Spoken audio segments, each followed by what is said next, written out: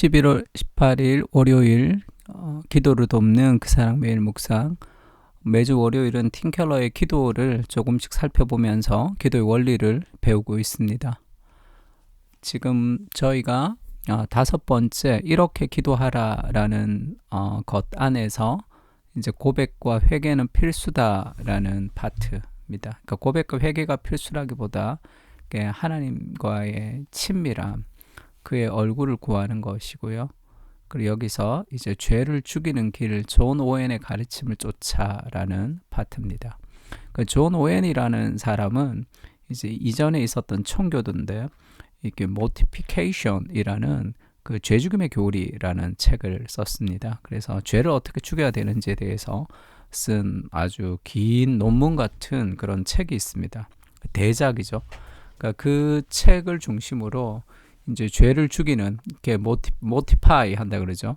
그런 죄를 죽이는 것을 비비케이션, 모티피케이션 해서, 모티피케이션 하면 이제 죄를 죽이는 것이고, 비비케이션 하면 이제 은혜를 살리는, 결국 죄를 죽이기 위해서는 은혜에 집중해야 된다라는 그런 가르침을 가르친 아주 유명한 목회자 중에 한 사람입니다. 이제 그 사람의 가르침을 지금 팀 켈러가 인용을 해서 죄를 어떻게 죽이는지를 알려주는 거죠. 죄를 지으면 하나님을 서글프게 한 일과 관련해 용서를 구할 기회를 갖는 반면, 앞으로 다시는 주님을 슬프게 하지 않겠다는 마음가짐을 갖기 위해 수고를 마다하지 않고 노력해야 한다는 얘기다. 그러니까 복잡한데, 하나님에게 용서를 구하고 회개하고 그 다음에 다시 하지 않을 수 있어야 된다는 거죠. 그래서 존 오웬의 이 죄의 말살, The Mortification of Sin이라는 그 죄 죽임의 교리라는 교리가 있습니다. 그 말살, 이렇게 Mortification을 말살이라고 이제 표현했는데 아주 강한 단어죠. 그러니까 죄를 이기려면 이 존 오웬은 죄의 위험성을 정확하게 인식하는 단계를 넘어서 통탄스러워하는 마음을 확고하게 지켜야 한다, 이렇게 얘기합니다. 그러니까 죄가 우리의 삶의 주인 되시는 분을 얼마나 욕되게 하고 슬픔을 안겨드리는 것인지를 절감해야 하는 거죠. 그러니까 위험만을 염두에 둔 채 죄를 고백하는 회개는 결국 자기 지향적일 수밖에 없다. 존 오웬은 죄를 죽이려면 죄의 뿌리에 하나님의 은혜를 심어야 된다, 이렇게 얘기합니다. 그러니까 이제 반대가 되는 그런 개념들을 다채롭게 은혜를 활용하라는 거죠. 지난번에 우리 소개했듯이 우리 제자훈련의 영적 일기 같은 데서 이제 우리 그렇게 이제 고백한 사람이 있는데, 회사에서 자기를 향한 그런 중상모략 같은 그런 오해를 받을 수 있는 그런 이야기들을 사람들이 많이 한다는 거예요. 내가 하지도 않았던 것을 나를 곡해해서 그렇게 할 때 그 기분이 나쁘고, 아이고 저 사람 왜 저러지, 나 앞에서는 웃는데 왜 밖에서는, 왜 뒤에서는 왜 뒷말을 하지, 이제 그런 분노가 막 생기다가도 내가 이 작은 일에 이렇게 억울해 하는데 예수님이 얼마나 억울하셨을까.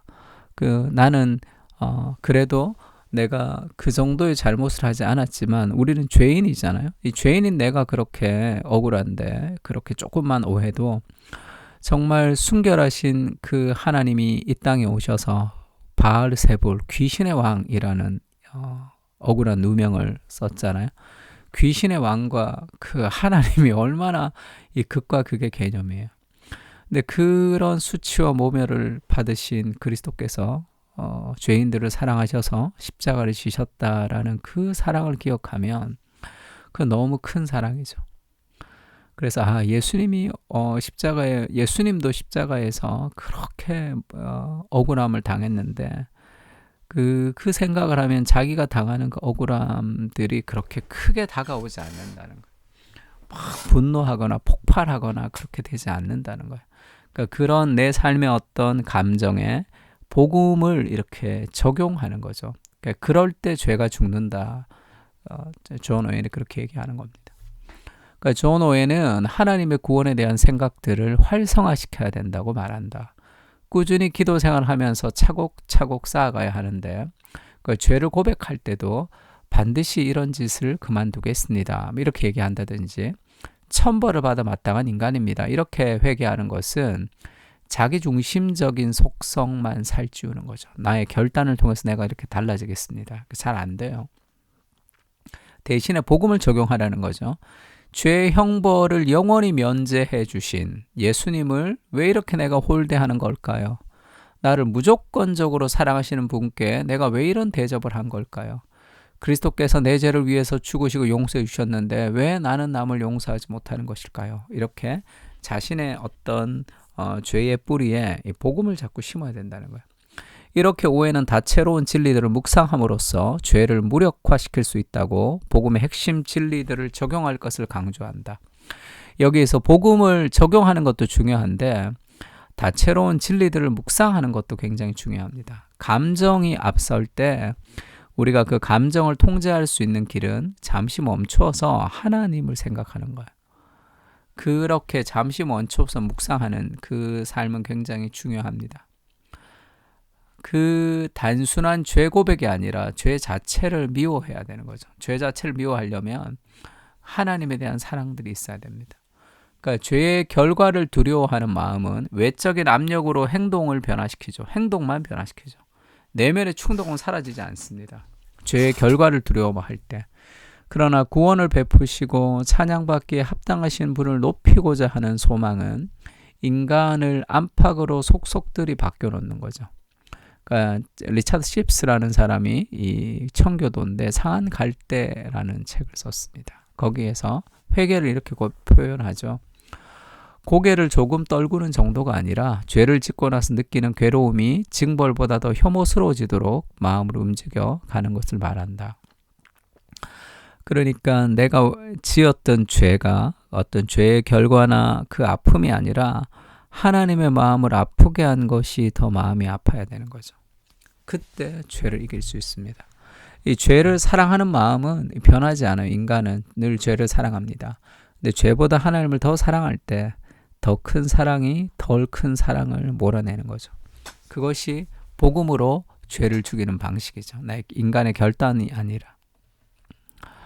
시편 1편을 이제 올렸는데, 존 오웬이 죄를 정말로 뿌리 깊이 우리가 이기려면 이 복음을 자꾸 적용하고 생각해야 된다 이렇게 얘기합니다. 그 복음을 적용하는 방식 중에 하나가 말씀을 묵상하는 거예요. 매일매일 하나님의 말씀을 묵상하는 거죠.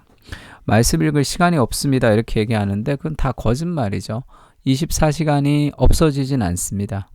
다른 거 할 시간은 있고 말씀 읽을 시간은 없습니다. 그 말이죠. 근데 잘 생각해 보세요. 다른 어떤 정보와 가르침도 다 이 세상의 것들입니다. 성경만이 유일한 하나님의 것을 우리에게 알려주는 거죠. 그러니까 그것을 우리가 묵상하고 바르게 살지 못하면 이 땅에서 하나님의 관점으로 우리의 삶을 재해석할 능력이 없습니다. 그래서 하나님 말씀을 묵상하는 것이 신앙의 기본과 같은 거죠. 시편 1편을 가지고 기도하면서 하나님의 말씀을 우리가 묵상하면서 복음을 내 삶에 적용하겠습니다. 그렇게 기도하는 시간이 되면 좋겠습니다. 다 같이 기도하겠습니다.